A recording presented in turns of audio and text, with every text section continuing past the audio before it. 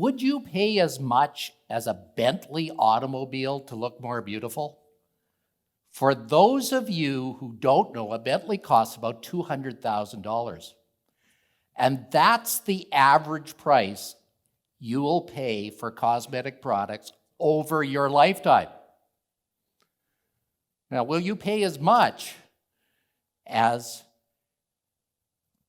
a Rolls Royce? That's about $400,000.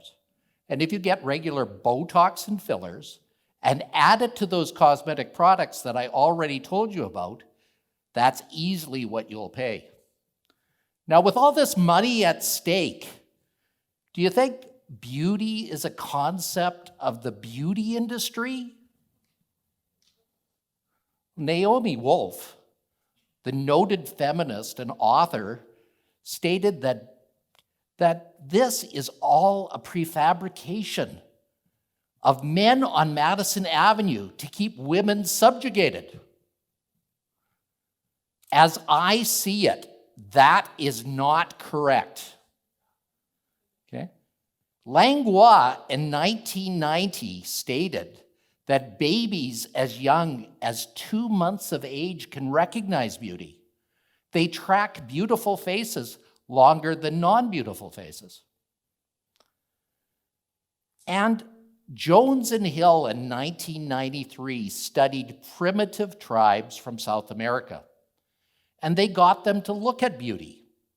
And they found the same characteristics important as those in the United States, Brazil, and Russia. Okay, so what is beauty anyhow? Okay, an Italian painter named Cailari defined beauty. He said it was the summation of the parts working together in such a way that nothing needed to be added, taken away, or altered. Now that's a beautiful quotation from a great movie. Unfortunately, it's entirely wrong. How can I say that? Well, you heard my credentials. I was a cosmetic dermatologist for over 30 years. I helped people get more beautiful. How did I do that? By adding something to them, taking something away, or changing them. Simple. Now let me tell you a little story.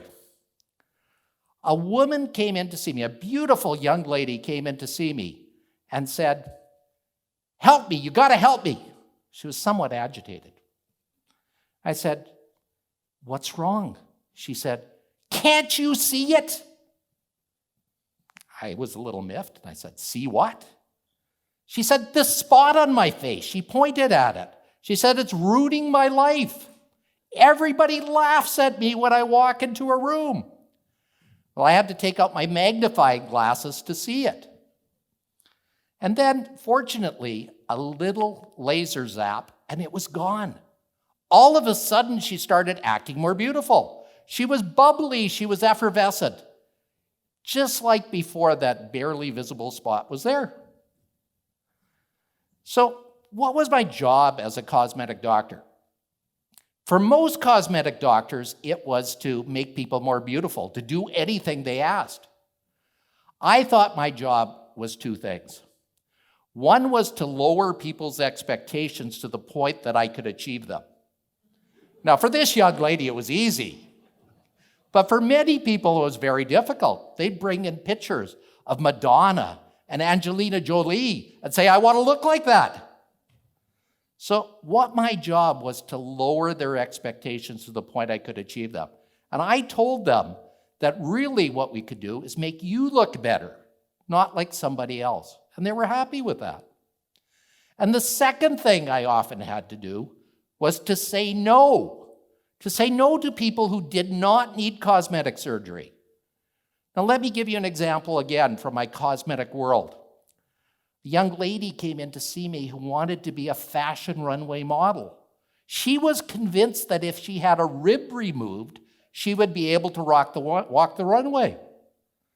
Now, what she really had was a distorted view of reality, and what we had to do was address that.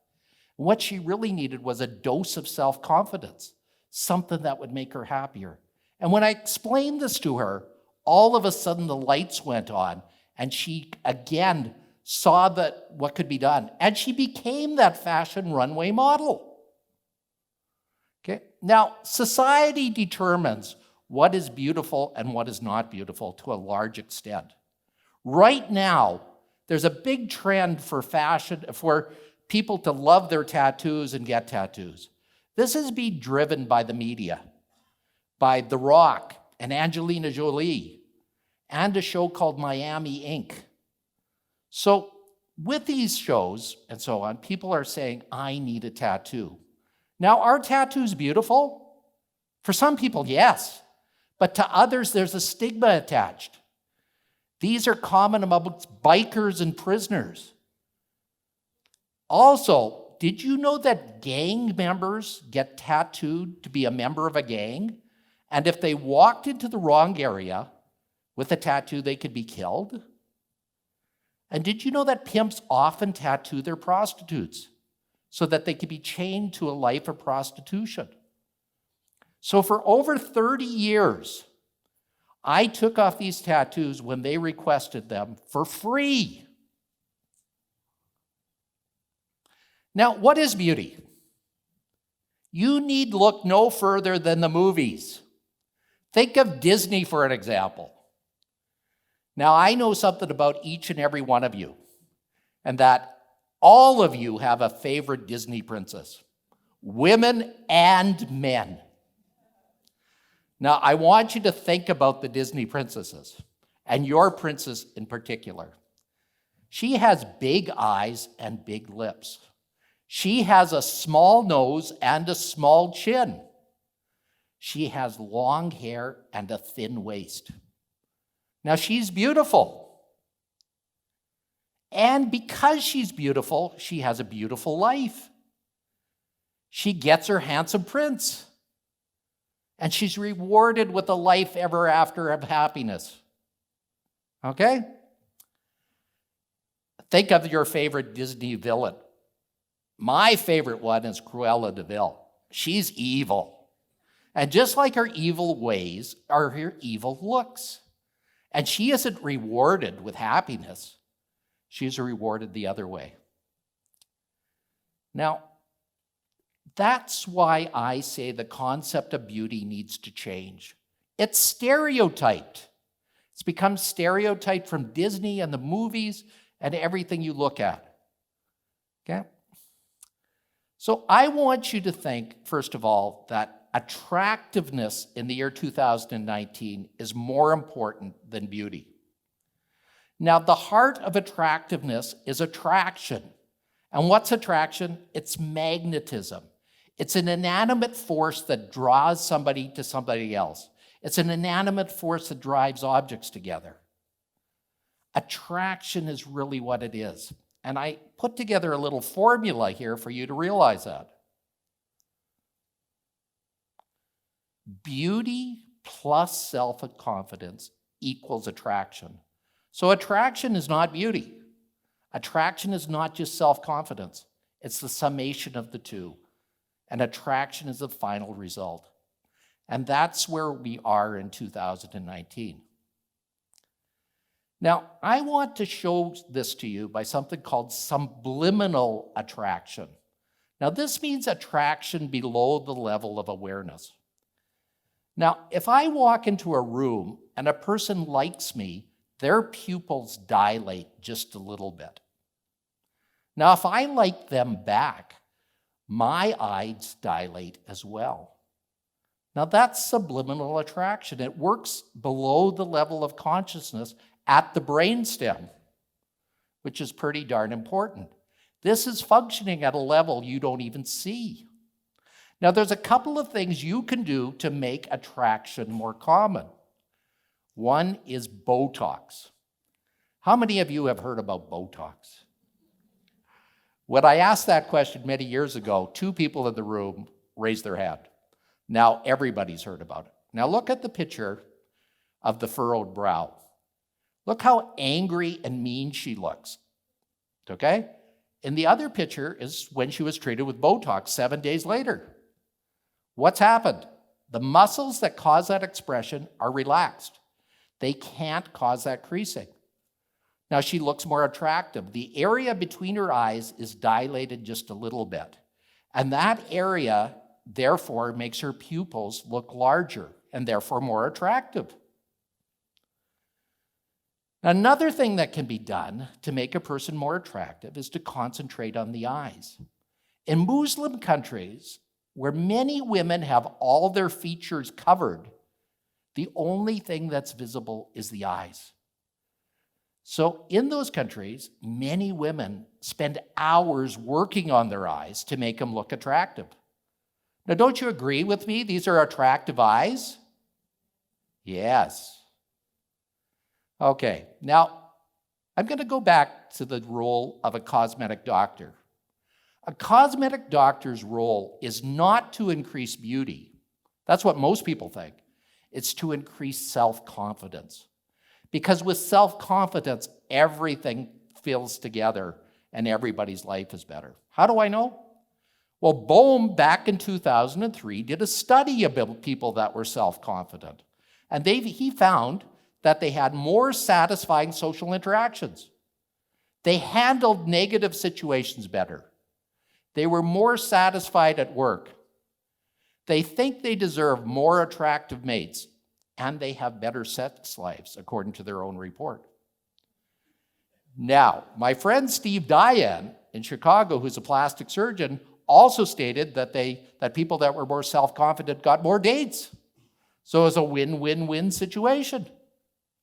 But what I want you to point out is there are 4 elements of this presentation. There's beauty, there's societal norms, there's attraction, and at the end of the day, all of these are going to come together and fit together better. At the end of the day, attraction is going to take over. Attraction is going to be the number one thing. And it's going to be the role of a cosmetic doctor to make attraction number one. And this is the embodiment of attraction. Now, to many of you, you'll think that Mother Teresa is beautiful. Okay? But I really think she's more attractive.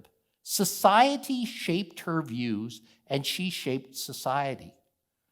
She really made a world like it is today. Now, in 2003, a young, handsome cosmetic dermatologist was walking in Disney World. Ironically, he developed a right foot drop. A short time later, his right hand became more or less dysfunctional. Now, he went to see thousands of doctors, and they were equally befuddled by what was going on. They had no idea. They thought he had a slipped disc or a ruptured nerve or something. They even thought maybe a brain tumor. Now, he finally went to see a neurologist who sat him down and said, "You better be sitting down when I'm telling you this." The young doctor asked, "What's wrong?" He said, "You have ALS, Lou Gehrig's disease, and you're going to be dead in 6 months." Now, that young doctor asked the neurologist, "Is there a way to prove this?" The neurologist glibly said, "Yes, on autopsy." Now, that young doctor was not perplexed by this. He continued on. He saw thousands of patients over the next 16 years, and he made them attractive. Now, that's the story of me, Doc Lycka. I may not be beautiful, but ask my wife, I am darn attractive. Thank you.